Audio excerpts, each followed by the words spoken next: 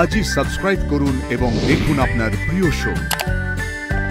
কাল থেকে আমি কলেজ যাব না। কাল তুমি কলেজ যাবে না। আমি যাব। স্রোত, একদম বাড়াবাড়ি করবে না। তবে সার্থক কিন্তু একটা কথা ঠিক বলেছে। আমার মনে হচ্ছিল স্রোত কিছু একটা লুকোচ্ছে, কিছু কথা এড়িয়ে যাচ্ছে, যেন উপর উপর উত্তর দিচ্ছিল। কি সত্যি কাউকে আড়াল করার চেষ্টা করছে? তুমি কে এলো দেখো তো। নমিতা দি মনে হয় রান্নাঘরে আছে। ঠিক আছে।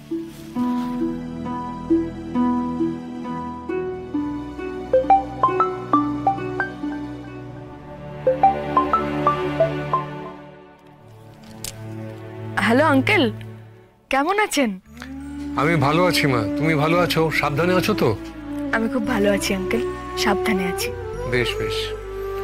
আসলে একটা দরকারে তোমাকে এই সময় বিব্রত করলাম।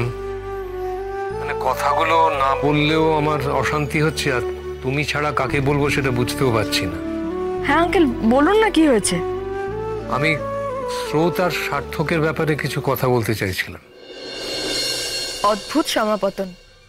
আমি এক্ষুনি ভাবছিলাম আপনার কথাই আঙ্কেল, ভাবছিলাম আপনাকে ফোন করব বলে। ওদের ব্যাপার নিয়ে কথা বলতাম। কি ছেলে মানুষই শুরু করেছে বলুন তো ওরা দুজনে।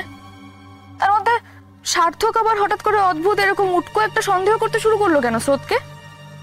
আপনি জানেন তো কি হয়েছে ওদের মধ্যে? হ্যাঁ, স্রোত আমাকে বলেছে।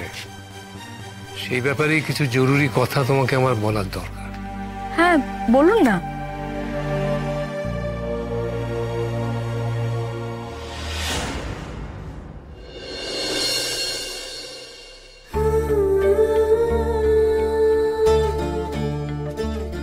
ক্যাম্পটা নিয়ে কিসের এত এক্সাইটমেন্ট ছিল তোমার?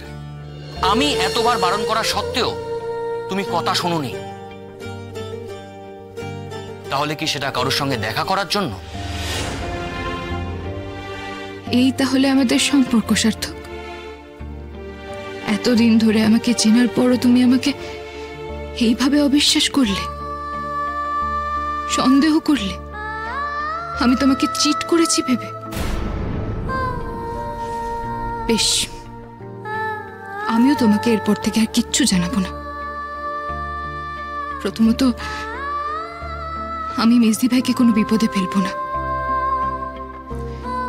ওর কথা তোমরা কেউ শুনবে না, আমি জানি। আর তুমি শুনতেও দেবে না।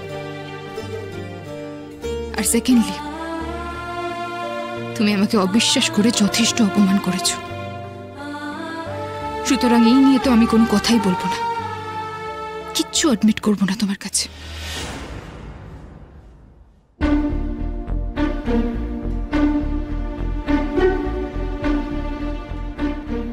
Brilliant, brilliant. এত কড়া কড়া ওষুধ খাচ্ছ। আমি তোমাকে বলেছিলাম আর্লি ডিনার করে শুয়ে পড়তে, কিন্তু না, তুমি তো ঠিক করেই নিয়েছো যে তুমি আমার কোনো কথা শুনবে না। খুব ভালো, খুব ভালো।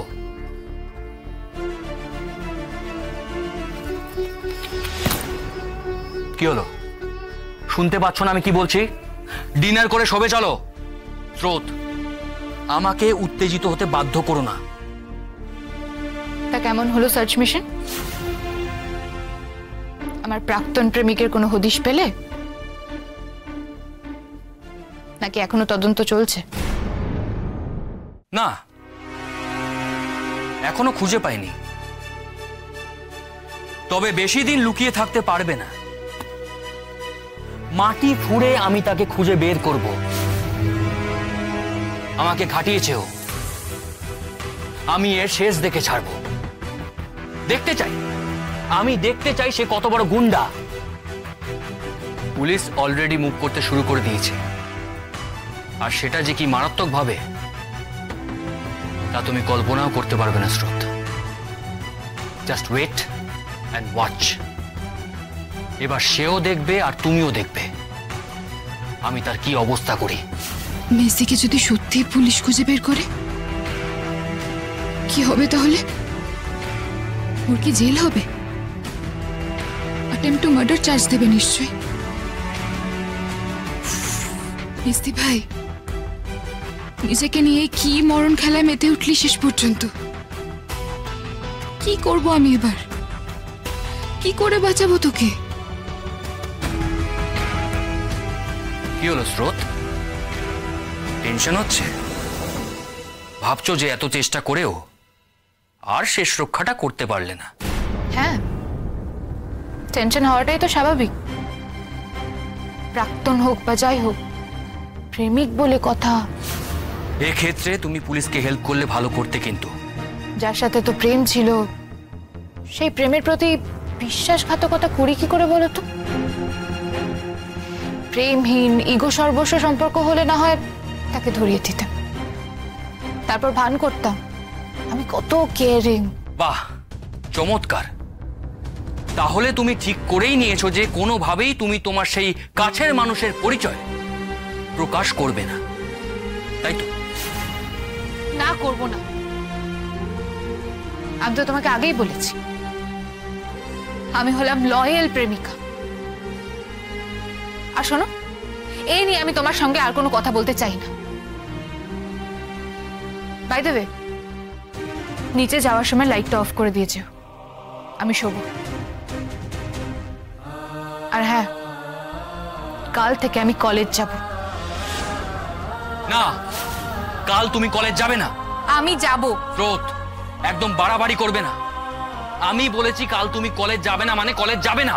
তোমার এই ধমক চোখ রাঙানিগুলো না আমার সামনে একদম করবে না। চিৎকার করে অন্য কাউকে ডমিনেট করাটা ভালো ম্যানার্সের মধ্যে পড়ে না, জানো না? কটা দিন পর কলেজ গেলে কোনো অসুবিধা হবে না। কাল তোমার ডক্টর সাক্সেনার সঙ্গে অ্যাপয়েন্টমেন্ট আছে, উনি তোমার হাতের ইনজুরি দেখবেন। সেখানে আমি নিজে চলে যেতে পারবো, কলেজের আগে হোক বা কলেজ থেকে ফেরার পথে। আমি দুদিন হলো কলেজ যাচ্ছি না, আমার তো প্রেমিকদের সাথে দেখা হচ্ছে না। আমার তো মন খারাপ করছো সার্থক, তুমি এত বোঝো আর এইটুকু বুঝতে পারছো না? স্রোত, একদম বাড়াবাড়ি করবে না। কালকে তুমি বাড়ির বাইরে পা রাখবে না।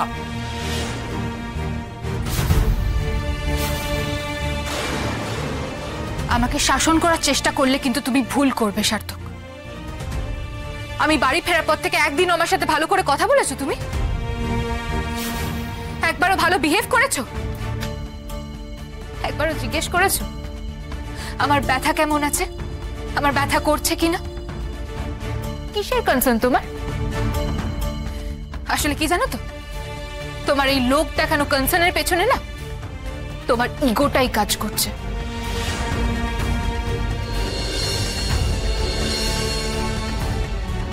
স্রোত,